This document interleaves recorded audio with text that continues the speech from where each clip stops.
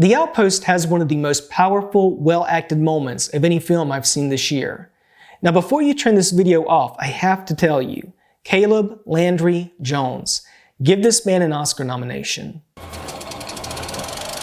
The Outpost is based on the nonfiction book of the same name by CNN chief correspondent Jake Tapper. It was directed by Rod Lurie, a veteran himself, having served in the U.S. Army. The Outpost is set during Operation Enduring Freedom and tells the story of the U.S. soldiers who were stationed at Combat Outpost Keating in Afghanistan. This outpost was originally built to engage the locals in community development projects, but as the movie does a good job of showing, it was at the bottom of 3 mountains and faced a constant threat of being attacked by the Taliban.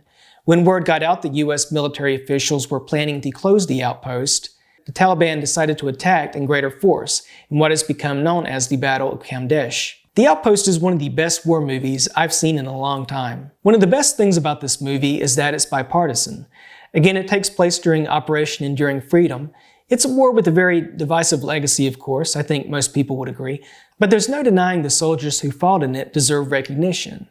And that's what this movie provides. Its sole mission is to recognize these brave soldiers and their acts of courage. For example, when we see these soldiers, the movie shows their names, and we see them interact not just as soldiers, but as brothers. And there's this touching montage where we see various soldiers calling their families. It's very moving.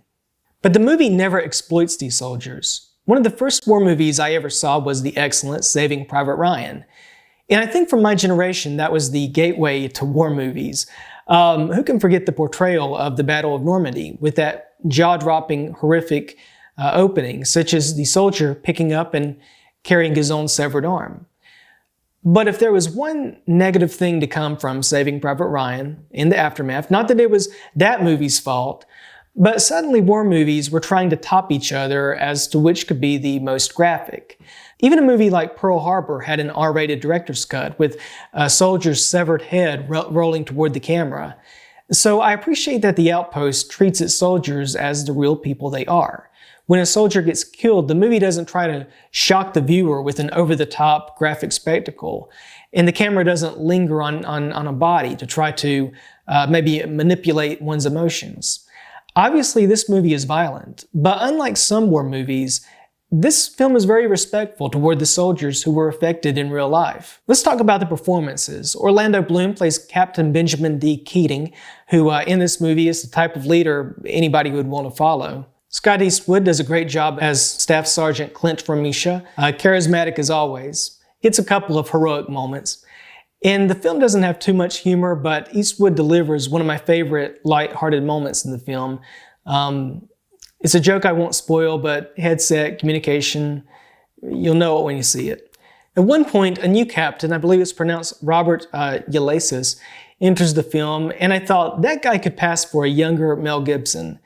And it turned out there was a good reason for that. It was Mel Gibson's son, Milo.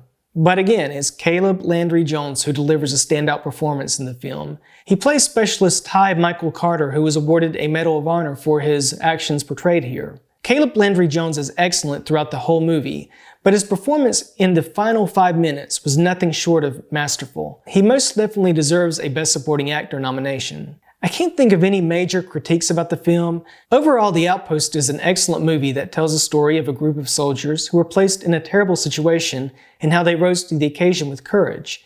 It's possibly my favorite movie of the year so far. I give it 3.5 out of 4 stars. Be sure to watch the film during its credits to see the real-life footage and interviews with the actual veterans. I always appreciate when nonfiction movies do that. What did you think of The Outpost? Do you agree it should receive some awards attention? Let me know in the comments below, please. If you enjoyed this review, like and subscribe, follow me on Twitter.